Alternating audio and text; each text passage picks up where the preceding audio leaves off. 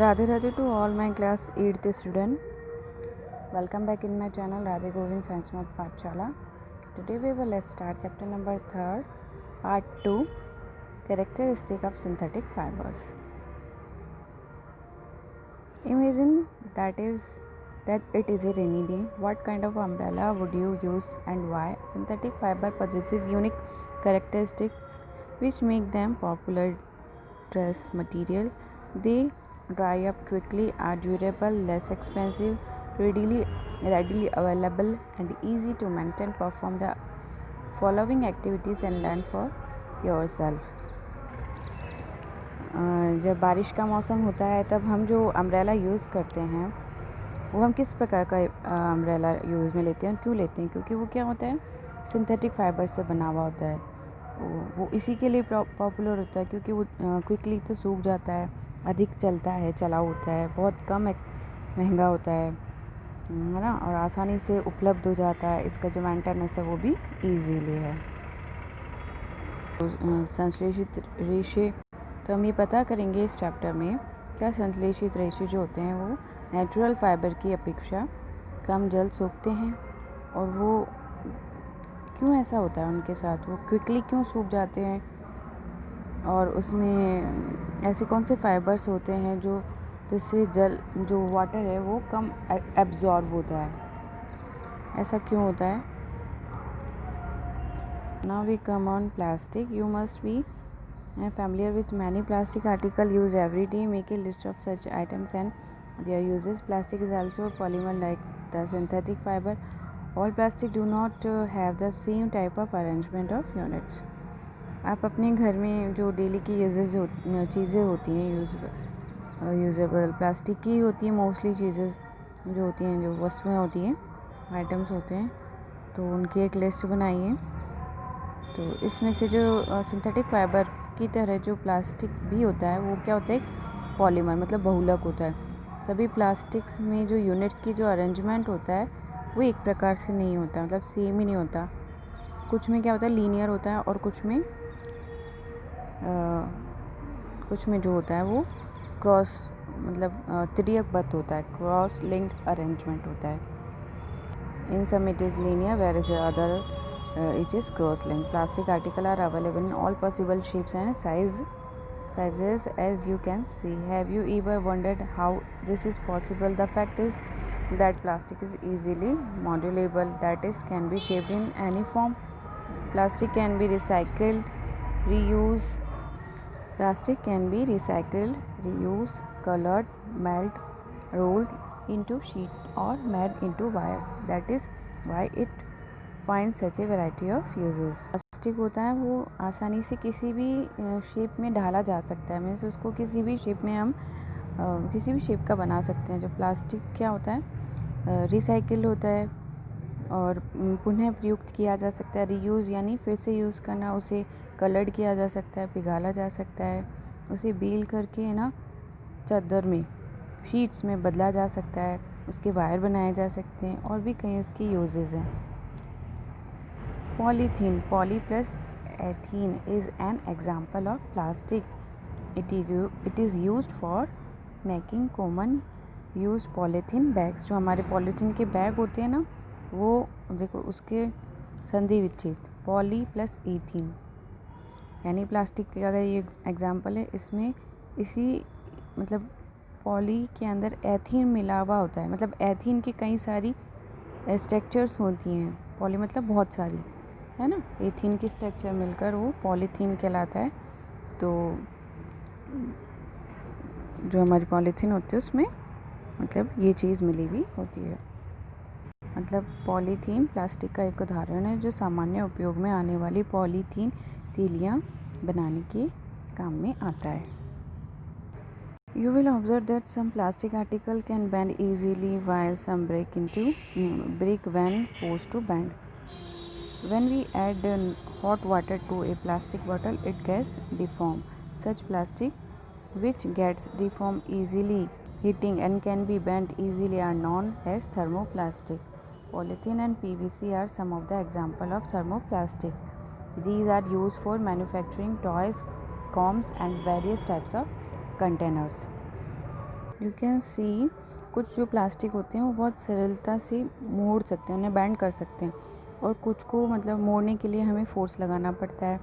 जो प्लास्टिक और कुछ प्लास्टिक ऐसे होते हैं जिन पे गर्म पानी डालते हैं तो वो विकृत हो जाते हैं, मेल्टेड हो जाते हैं, और ऐसे प्लास्टिक जो गर्म करने पर आसानी से विकृत हो जाते हैं और सरलतापूर्वक मुड़ जाते हैं, है ना, वो क्या कहलाते हैं? थर्मोप्लास्टिक कहलाते हैं। Polythene, PVC, polythene and PVC thermoplastic के कुछ उदाहरण हैं। इनका उपयोग हम खिलौने, कंघियाँ बनाने में, है ना, बड़े बड़े पात्र बनाने में काम में लेते हैं। On the other hand, there are some plastic which, when mold burns, cannot be softened by heating. These are called thermosetting plastic. Two examples are bakelite and melamine. Bakelite and melamine. Bakelite is a poor conductor of heat and electricity. It is used for making electric switches, handles of the various utensils. Melamine is versatile material. It resists fire and can tolerate heat better than other plastic. It is used for making floor, tiles, kitchenware and fiber which reset. दूसरी ओर हम अगर हम देखें, कुछ plastic ऐसे होते हैं जिन्हें एक बार सांचे में डाल दिया जाता है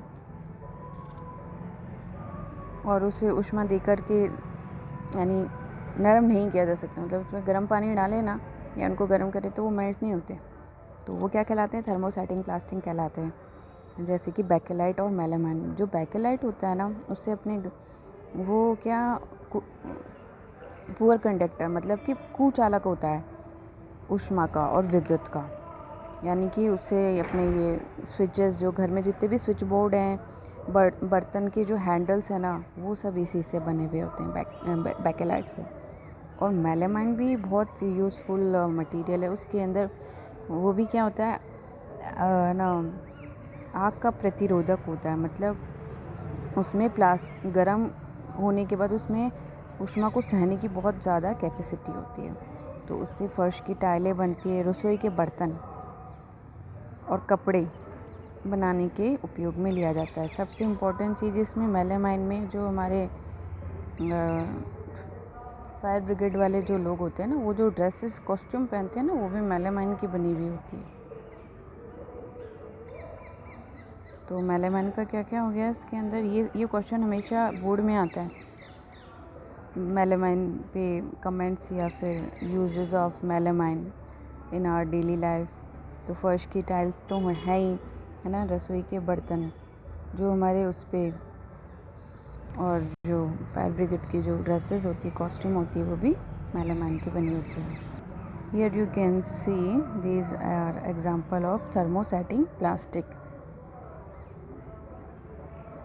थर्मोसेटिंग एंड थर्मोसेटिंग से क्या, स्विच बोर्ड है, ट्रे है, टाइल है, और नीचे वाले थर्मोप्लास्टिक है, कंटेनर है, और एक वायर है जिससे कि मेल्ट करके फिर से रिसाइकल करके हम इसको दूसरे प्रोडक्ट में कन्वर्ट कर सकते हैं।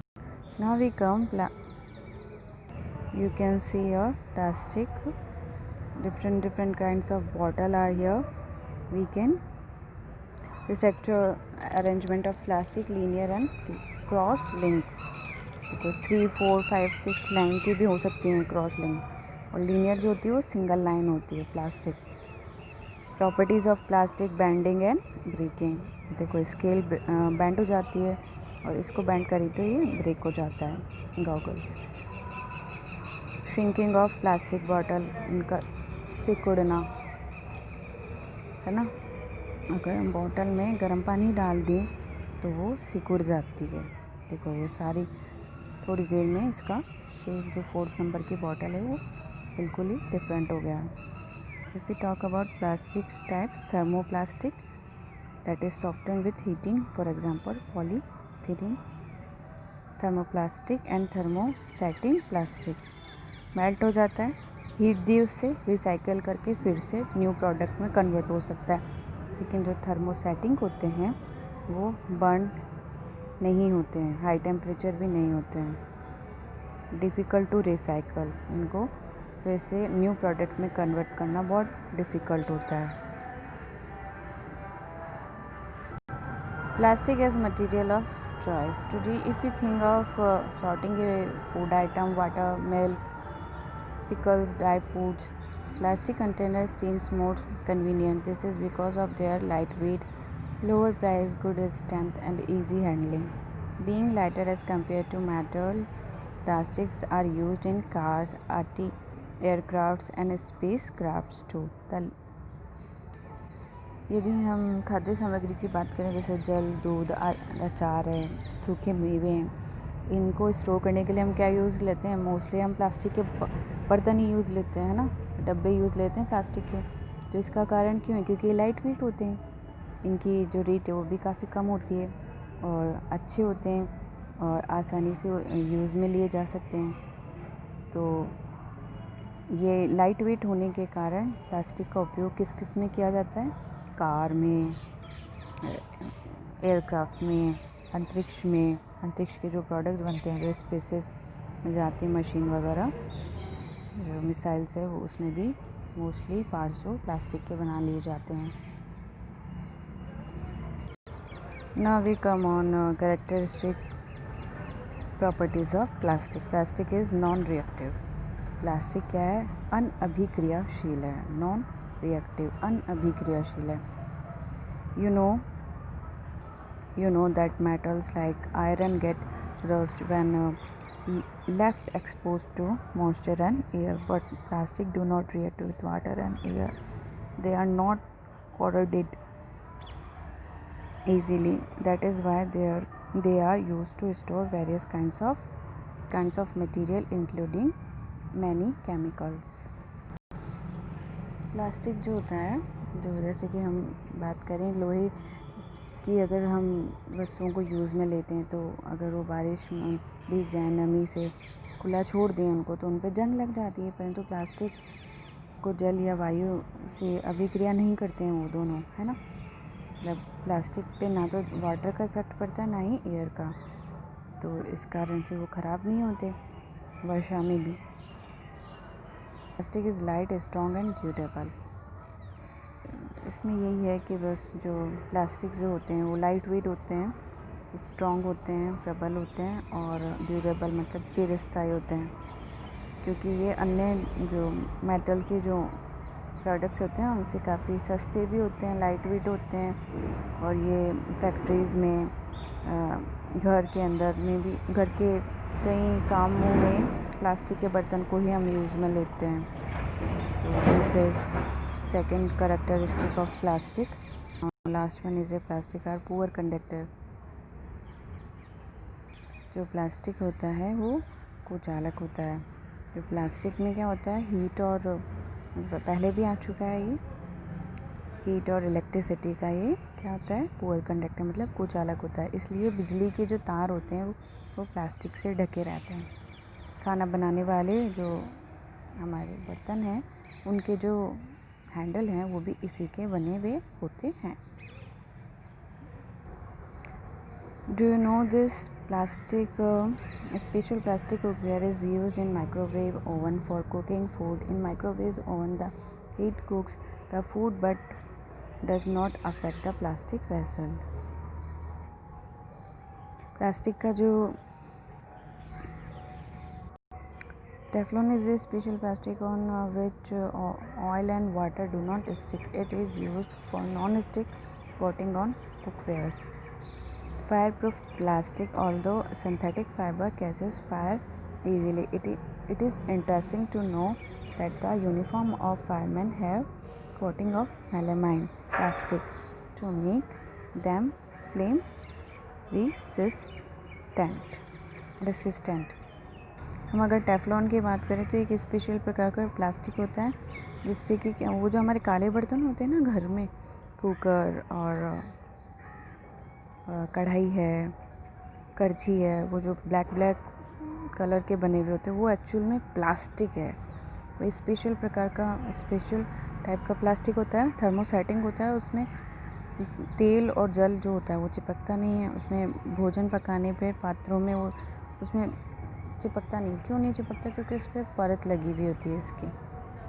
वैसे तो आजकल बहुत बताया जा रहा है एड्स में कि टीवी एड में कि इसके बारे में, लेकिन हमें इसमें खाना नहीं पकाना चाहिए क्योंकि ये प्लास्टिक होता है, तो हमारे खाने के साथ ये मिक्स हो जाता है। तो धीरे धीरे अगर इसको हम इसमें ज़्यादा फूड पकाते हैं तो फिर वो प्लास्टिक की छोटी छोटी पॉइंट्स में मात्रा हमारी बॉडी में ऑब्ज़र्व इकट्ठी होती जाती है। इसलिए कहते हैं खाना हमेशा स्टील के बर्तन में ही पकाना चाहिए।